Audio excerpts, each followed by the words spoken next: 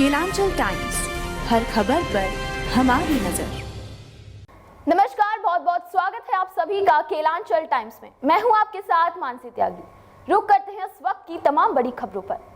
इस साल के अंत में 5 राज्यों में विधानसभा चुनाव होने हैं। इनमें राजस्थान, मध्य प्रदेश, तेलंगाना, छत्तीसगढ़ और मिजोरम जैसे राज्य शामिल हैं।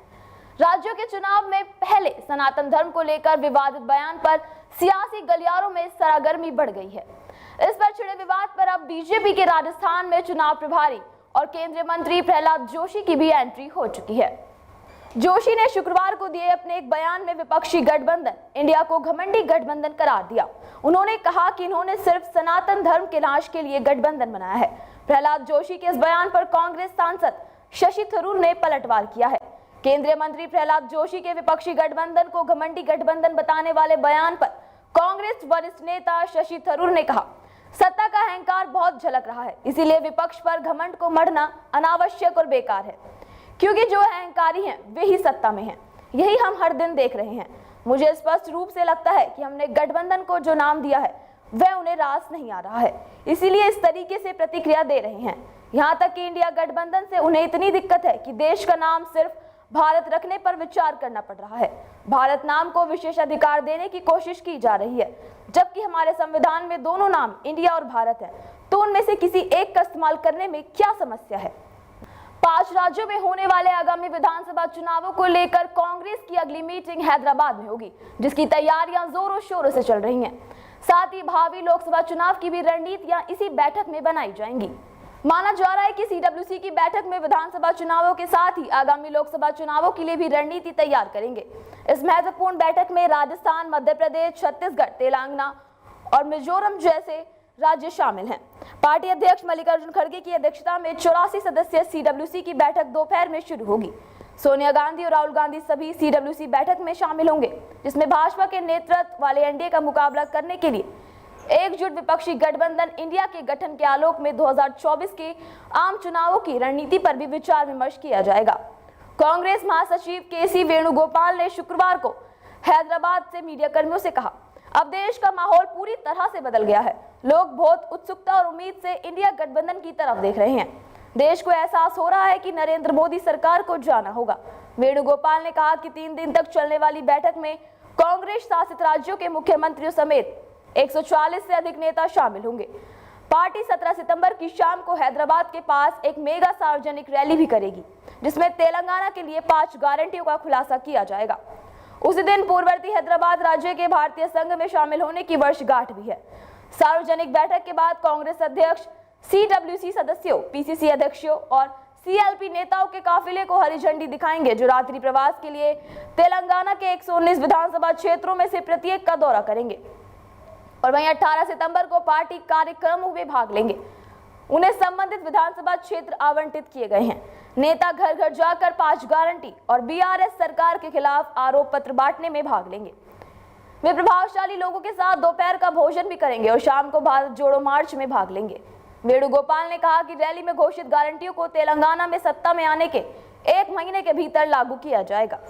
वंदे भारत एक्सप्रेस का न्यू वर्जन लोगों के सामने आने वाला है। जी हां, वंदे भारत एक्सप्रेस में सफर करने वाले या फिर सफर की इच्छा रखने वाले लोगों के लिए खुशखबरी है। वंदे भारत एक्सप्रेस इस बार स्लीपर भी लॉन्च करने वाला है। अब वंदे भारत का न्यू वर्जन जाएगा, देखते हैं कैसा होगा वो वर्जन। भारतीय रेलवे वंदे भारत एक्सप्रेस का स्लीपर संस्करण लॉन्च करने वाला है। इस मामले पर इंटीग्रल कोच फैक्ट्री के महाप्रबंधक बीजी माल्या का बयान सामने आया है। उन्होंने कहा, हम इस वित्तीय वर्ष के भीतर वंदे का स्लीपर संस्करण लॉन्च करेंगे। हम इसी वित्तीय वर्ष में वंदे मेट्रो भी लॉन्च करेंगे। उन्होंने आगे कहा, हम गैर वातानुकूलित यात्रियों के लिए इस ट्रेन को लॉन्च करेंगे, जिसे non AC push pull train कहा जाता है, जिसमें 22 कोच और 1 किलोमीटर होगा। यह लॉन्चिंग 31 अक्टूबर से पहले होने जा रही है। देश में जब से वंदे भारत ट्रेन चली है, तब से उस पर पथराव की कई घटनाएं सामने आई हैं। बीते 15 सितंबर को भी गोरखपुर से लखनऊ आ रही वंदे भारत एक्सप्रेस पर सुबह के समय पथराव की घटना सामने आई थी। शुक्रवार सुबह मल्हौर स्टेशन से गुजरते समय इस ट्रेन पर पथराव भी किया गया था। इस वजह से चेयर कार बोगी C4 का शीशा टूट गया था। हालांकि किसी यात्री के हताहत होने की कोई जानकारी नहीं मिली है। आरपीएफ इस मामले की जांच में जुट गई है। इस हमले के दौरान ट्रेन में मौजूद यात्री घबरा गए हैं, उनके बीच हड़कंप मच गया है।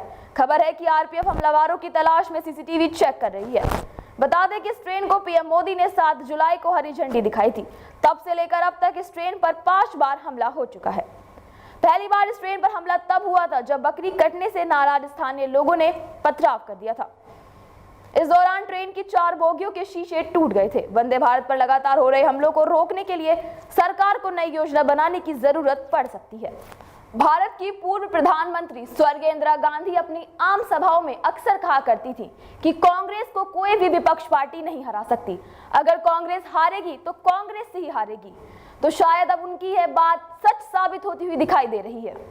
इंदिरा गांधी की कही उन बातों पर पालन होता शहडोल संभाग की कोतमा विधानसभा सीट में देखने को मिला, जहां कांग्रेस पार्टी के नेता और कार्यकर्ता अपनी ही पार्टी के विधायक के खिलाफ जोरदार मोर्चा खोल रहे हैं। मध्य प्रदेश के विधानसभा का चुनाव जैसे करीब आ रहा है, वैसे ही अपने अपने क्षेत्र के विधायकों को लेकर कार्यकर्ताओं में रोष देखने को मिल रहा है। इसी का नतीजा है कि अनूपपुर जिले की कोतमा विधानसभा, जो शहडोल संभाग की एकमात्र सामान्य सीट कहलाती है, वहां वर्तमान विधायक सुनील सर्राफ कांग्रेस पार्टी से आते हैं और उन्हीं के खिलाफ विधायक हटाओ, कोतमा बचाओ जैसे नारे लग रहे हैं और उन्हीं की पार्टी के कार्यकर्ताओं के द्वारा लगाए जा रहे हैं। दरअसल कोतमा स्थित गोविंद भवन में कांग्रेस की पूर्व और वर्तमान पदाधिकारी की ओर से एक बैठक का आयोजन किया गया। इस बैठक में कार्यकर्ता भी काफी संख्या में मौजूद थे। सभी ने चलती मीटिंग के बाद कोतमा विधायक सुनील सर्राफ के खिलाफ जमकर नारेबाजी की। वहीं नगर में पैदल मार्च भी निकाला और कांग्रेस पार्टी के ही कार्यकर्ताओं की ओर से सुनील हटाओ कोतमा बचाओ के नारे भी लगाए गए। बता दें कि सुनील सर्राफ कोतमा सामान्य सीट से कांग्रेस के विधायक है और इस बार भी पार्टी से प्रबल प्रत्याशी हैं। हालांकि बड़ा सवाल यह है कि जब विधायकों को अपनी ही पार्टी और अपने ही कार्यकर्ताओं की ओर से खुलकर विरोध का सामना करना पड़ रहा हो तो चुनावी यज्ञ किसके सहारे पूरा होगा। कांग्रेस पार्टी इस बार मध्य प्रदेश में पूर्ण बहुमत की सरकार बनाने का दावा कर रही है, तो क्या इन्हीं कार्यकर्ताओं के दम पर सत्ता में काबिज हो पाएगी जो आज अपने ही विधायक का विरोध कर रहे हैं।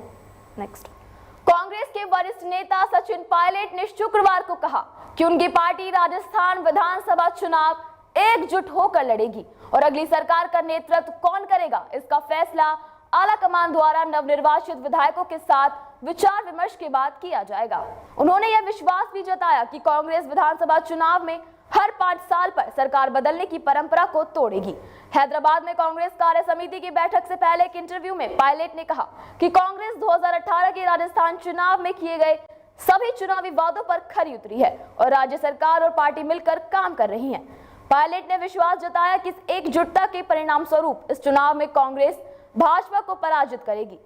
तो वहीं यह पूछे जाने पर कि अतीत में गहलोत ने उन्हें निकम्मा, नकारा और गद्दार जैसे नामों से बुलाया था और क्या वे इन बातों को भूल चुके हैं, तो पायलट ने कहा, मैंने अपने सभी सार्वजनिक बयानों में हमेशा अत्यधिक सम्मान और संयम दिखाया है।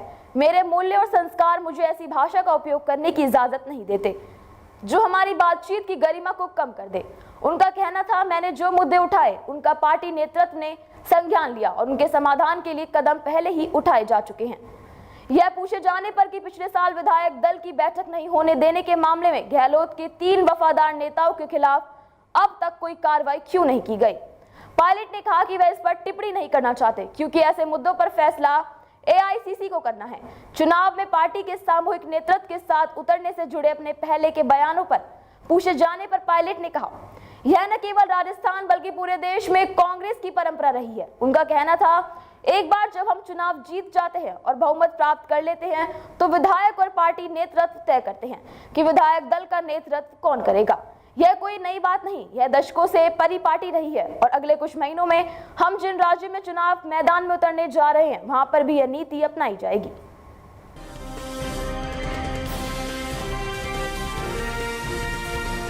केलांचल टाइम्स, हर खबर पर हमारी नजर।